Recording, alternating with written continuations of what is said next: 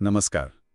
भारतीय संस्कृतीची विशालता आणि तिची खोली जर समजून घ्यायची असेल तर आपल्याला वेद, उपनिषद, रामायण, महाभारत यांच्याकडे जावं लागतं. पण यांच्यासोबतच पुराणांचंही एक खूप महत्त्वाचं एक खास स्थान आहे. खरं तर आपल्यापैकी अनेकांना कळत नकळत पुराणांमधल्या कथा, पात्र, विचार हे माहीत असतातच. आज आपण याच पुराणांच्या जगात जरा खोलवर जाणार आहोत. आपल्याकडे काही निवडक माहिती आहे जी साधारणपणे पुराण, प्राचीन कथांचा ज्ञानसागर याच कल्पनेवर आधारलेली आहे आणि त्यातून मिळालेल्या माहितीच्या आधारेच आपण ही चर्चा करणार आहोत. पुराणांविषयीचे काही महत्त्वाचे मुद्दे आपण निवडले आहेत. आपला उद्देश तसा सरळ आहे. पुराण म्हणजे नेमकं काय, ती का रचली गेली असावीत, कधी रचली गेली, त्यांची रचना साधारणपणे कशी असते, त्यांचं महत्त्व काय, आणि म्हणजे हजारो वर्षांपूर्वीचे हे ग्रंथ आजच्या जगातही काही अर्थ ठेवतात का? चला याचा थोडा सविस्तर मागोवा घेऊया. सुरुवात करूया शब्दापासूनच. पुराण, आपण हा शब्द नेहमी ऐकतो, पण याची फोड केली तर काय अर्थ निघतो? म्हणतात की हा शब्द पुरा म्हणजे प्राचीन आणि नवम म्हणजे नवीन यांच्यातून आला आहे. काय सांगाल याबद्दल? अगदी बरोबर पकडले. पुराण म्हणजे जे प्राचीन असूनही नवीन आहे, किंवा असंही म्हणता येईल की जुन्या गोष्टी, जुनं ज्ञान पण नव्या रूपात, नव्या संदर्भात सांगणारं वाङ्मय. अच्छा. त्यामुळे पुराण म्हणजे केवळ आजीच्या गोष्टी नाहीयेत, अजिबात नाहीत. ती ज्ञानाची प्रचंड मोठी भांडारं आहेत. त्यात आकर्षक कथा आहेत, हो, वेगवेगळ्या आख्यायिका आहेत, काही प्रमाणात तत्कालीन इतिहासाचे धागेदोरे सापडतात, धर्म आणि तत्वज्ञानाची सखोल चर्चा आहे. बापरे. इतकंच नाही तर भूगोल, खगोलशास्त्र, आयुर्वेद, ज्योतिष, योग, विविध पूजा उपासना पद्धती, म्हणजे असं बरंच काही त्यात येतं. त्यामुळे पुराणांची व्याप्ती खरंच थक्क करणारी आहे. म्हणजे हा एक प्रकारे प्राचीन भारताचा गोष्टी रूपातला ज्ञानकोशच म्हणायला हवा. पण मग एक प्रश्न उरतोच. वेद हे ज्ञानाचे मूळ स्रोत मानले जातात. ते इतके गहन आणि महत्त्वाचे आहेत. मग पुन्हा पुराणांची गरज का भासली असेल? त्यांची रचना करण्यामागे काय विचार होता? हा मुद्दा खूप महत्त्वाचा आहे. अगदी बघ, वेदांमधलं ज्ञान अत्यंत सखोल आहे, यात काही शंका नाही. पण त्याची भाषा, त्याची मांडणी, ती बऱ्याच अंशी क्लिष्ट होती. हो, ते आहे. ती सर्वसामान्य माणसाला सहज समजण्यासारखी नव्हती. त्यामुळे मग काय झालं की वेदांमधील तत्वज्ञान, नीतिमूल्य, धर्माचरण आणि इतर शिकवण ती सोप्या भाषेत लोकांपर्यंत पोहोचावी, लोकांना आवडील अशा कथांच्या माध्यमातून. हा पुराणांच्या रचनेमागील एक प्रमुख उद्देश मानला जातो. ओके. आणि पारंपरिक मान्यतेनुसार महर्षी वेदव्यास यांनी 18 मुख्य पुराणांची रचना केली. यांना वेदांप्रमाणे श्रुती नाही म्हणत. श्रुती नाही तर स्मृती ग्रंथ म्हणतात. म्हणजे स्मरणात ठेवून लोकांच्या भाषेत सोपं करून सांगितलेलं शास्त्र. आणि खरं पाहिलं तर पिढ्यानपिढ्या ज्ञान हस्तांतरित करण्याची ही एक अत्यंत प्रभावी पद्धत ठरली. कथा लोकांच्या जास्त लक्षात राहतात, नाही का? खरंच ही गोष्टच किती रंजक आहे की ज्ञानाचा प्रसार करण्यासाठी स्टोरी टेलिंगचा वापर हजारो वर्षांपूर्वी केला गेला. आणि 18 महापुराणं ही संख्याही मोठी आहे. आपण काही प्रसिद्ध नावं नेहमी ऐकतो: विष्णू पुराण, शिवपुराण, भागवत पुराण, ब्रह्मांड पुराण, मार्कंडेय पुराण, गरुड पुराण, पद्मपुराण. या 18 पुराणांमध्ये काही फरक आहे का? प्रत्येकाचं असं काही वेगळं वैशिष्ट्य किंवा केंद्रस्थान आहे? नक्कीच आहे. जरी एकूण 18 महापुराणं असली तरी प्रत्येक पुराणाचा कल किंवा मुख्य भर हा विशिष्ट देवतेवर किंवा विशिष्ट विषयांवर असतो. हेच त्यांचं वैशिष्ट्य आहे. अच्छा. उदाहरणार्थ बघ, विष्णू पुराण हे मुख्यत्वे भगवान विष्णू, त्यांचे अवतार, विशेषतः दशावतार आणि त्यांच्या कार्यावर लक्ष केंद्रित करतं. पण त्या पलीकडे जाऊन ते विश्वाची रचना, सामाजिक सुव्यवस्था, अगदी राजवंश, मौर्य इतिहासाचे संदर्भ पण येतात. यावर बोलून धर्माच्या पालनाचं महत्त्व सांगतं. हो. मग आहे शिवपुराण. नावाप्रमाणेच हे पूर्णपणे भगवान शंकराची महती, त्यांच्या विविध लीला, तांडव, तपश्चर्या, त्यांचं तत्वज्ञान म्हणजे शैव सिद्धांत, पार्वतीसोबतचा विवाह, कार्तिकेय गणेशाचा जन्म यावर सविस्तर आहे. या ज्योतिर्लिंगांची माहितीही आहे. थोडक्यात शिवाला समर्पित विश्व. आणि भागवत पुराण ते तर खूपच लोकप्रिय आहे. हो, भागवत पुराण हे कदाचित सर्वाधिक लोकप्रिय पुराणांपैकी एक आहे. याचा केंद्रबिंदू आहे श्रीकृष्ण आणि भक्तिमार्ग.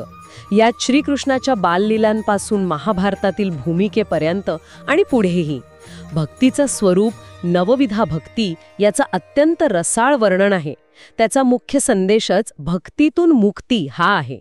याच धर्तीवर इतर पुराणांनी आहेत. काही पुराणांमध्ये जसं की ब्रह्मांड पुराणात सृष्टीची उत्पत्ती आणि खगोलशास्त्रावर जास्त भर आहे, तर मार्कंडेय पुराणात देवी महात्म्य म्हणजे दुर्गा सप्तशती हा महत्वाचा भाग आहे. अच्छा, दुर्गा सप्तशती मार्कंडेय पुराणात आहे. हो, आणि काही अभ्यासक पुराणांचं वर्गीकरण सात्विक, राजसिक आणि तामसिक असंही करतात. सात्विक म्हणजे विष्णू, भागवत, नारद, गरुड, पद्म, वराह. राजसिक म्हणजे ब्रह्मांड, ब्रह्मवैवर्त, मार्कंडेय, भविष्य, वामन, ब्रह्म. आणि तामसिक म्हणजे शिव, लिंग, स्कंद, अग्नी, मत्स्य, कुर्म. हे वर्गीकरण त्या पुराणांचा कल किंवा त्यातील वर्णनांचा स्वभाव दर्शवतो असं मानलं जातं.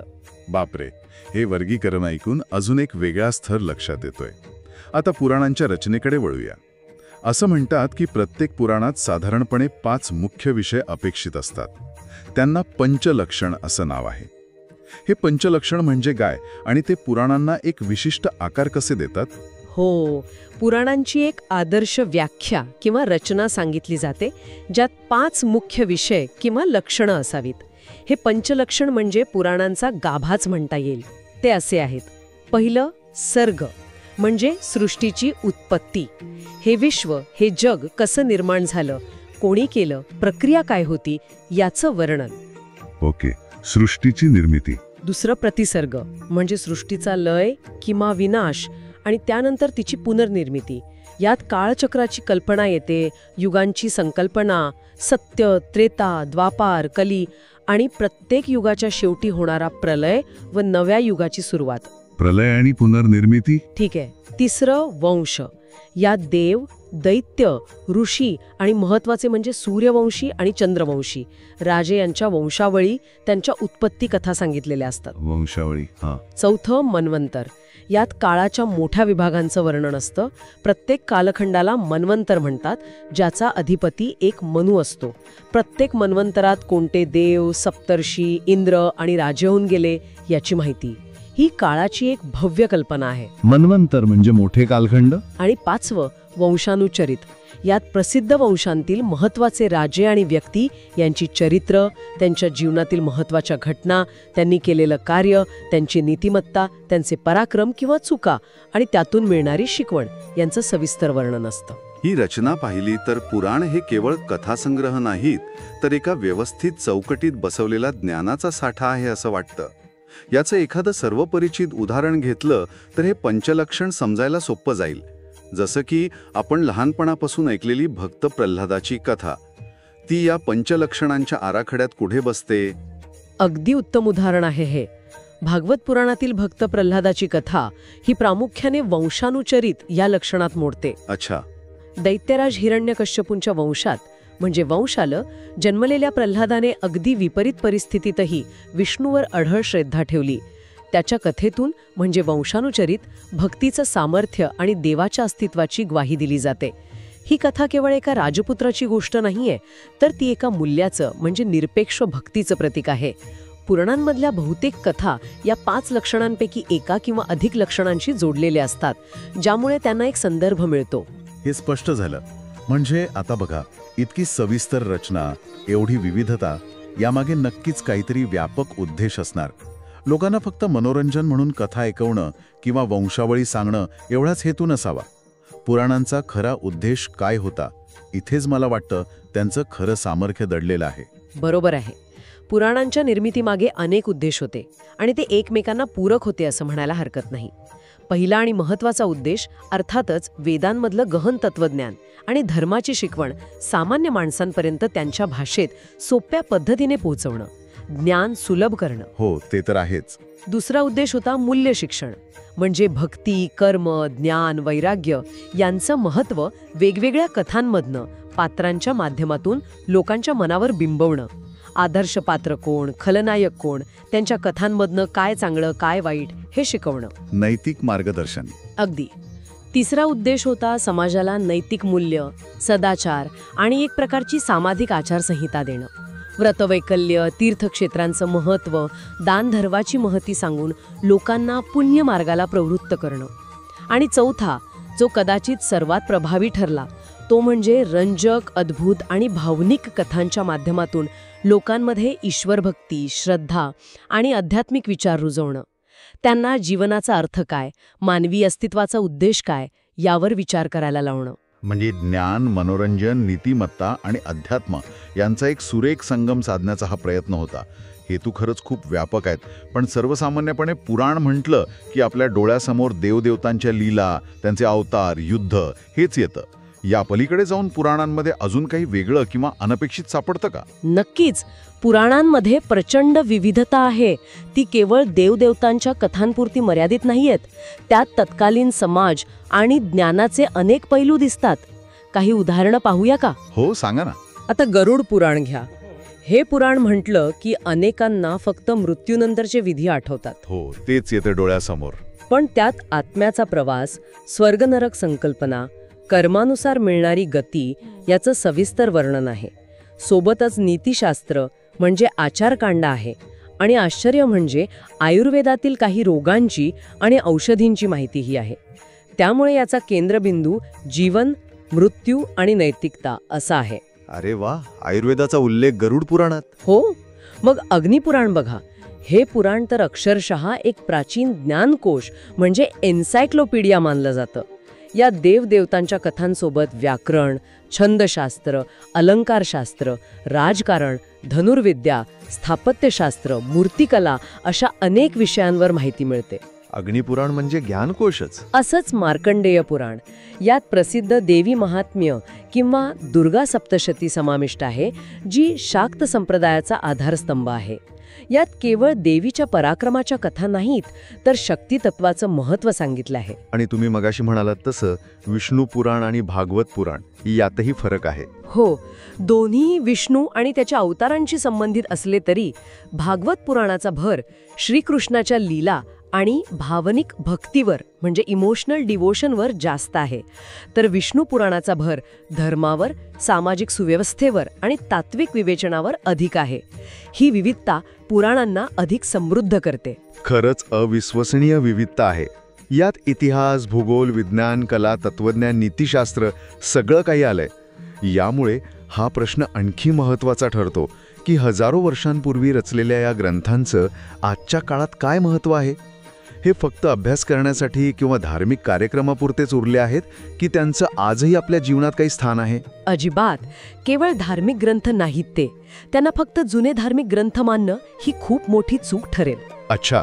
ती केवळ धर्म हबवून निखक कथा नाहीत, तर ती तत्कालीन समाज, संस्कृती, इतिहास, लोकांच्या समजुती आणि काही प्रमाणात त्या काळातील वैज्ञानिक दृष्टिकोन यांचीही माहिती देणारे महत्त्वाचे हे ऐतिहासिक आणि सांस्कृतिक दस्तावेज आहेत. दस्तावेज, इंटरेस्टिंग. आणि त्यांच्यातील कथांमधून मिळणारी शिकवण, जसं की सत्याचा नेहमी विजय होतो, निस्वार्थ भक्तीत प्रचंड सामर्थ्य असतं, आपल्या कर्मांची फळं भोगावी लागतात, नैतिक आचरण महत्त्वाचं आहे, ही मूल्य सार्वकालिक आहेत. ती आजही तितकीच किंबहुना आजच्या गुंतागुंतीच्या आणि धावपळीच्या जगात अधिकच लागू पडतात. खरंच हे अगदी पटण्यासारखं आहे. आणि आपण आज पाहतोच की या मूल्यांची आणि कथांची ओढ आजही कायम आहे. कथा सांगणारे कित्येक पॉडकास्ट्स आहेत, यूट्यूब चॅनल्स आहेत. बरोबर. आजही कीर्तनं, प्रवचनं होतात जिथे पुराणातील कथा रंगून सांगितल्या जातात आणि लोक त्यात रमून जातात.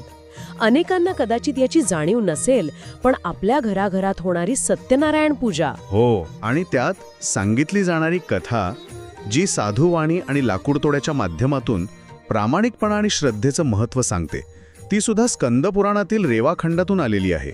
काही विद्वान भागवताचाही संदर्भ देतात म्हणा. ही कथा आजही किती जिवंत आहे. अगदी बरोबर मुद्दा मांडला. यावरून काय दिसतं? पुराणांमधील कथा, त्यातील पात्र, संघर्ष, शिकवण आणि मूल्य आजही लोकांच्या मनाला स्पर्श करतात, त्यांना आकर्षित करतात, विचार करायला लावतात आणि प्रेरणा देतात. माध्यमं बदलली आहेत.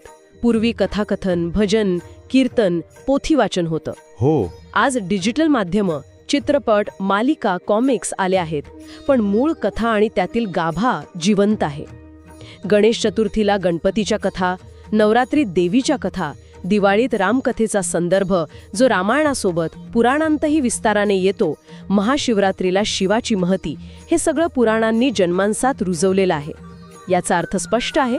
पुराणांनी सांगितलेलं ज्ञान आणि दृष्टिकोन आजही वेगवेगळ्या रूपात जिवंत आहे आणि समाजावर कळत नकळत त्याचा खोलवर प्रभाव आहे. तर आजच्या या सविस्तर चर्चेतून एक गोष्ट माझ्यासाठी तरी सूर्यप्रकाशा इतकी स्पष्ट झाली आहे. पुराणं ही केवळ भूतकाळात हरवलेल्या रंजक गोष्टी किंवा भाकड कथा नाहीत, तर ती खरंच ज्ञानाचा, संस्कृतीचा आणि मूल्यांचा एक अथांग, कधीही न संपणारा सागर आहेत.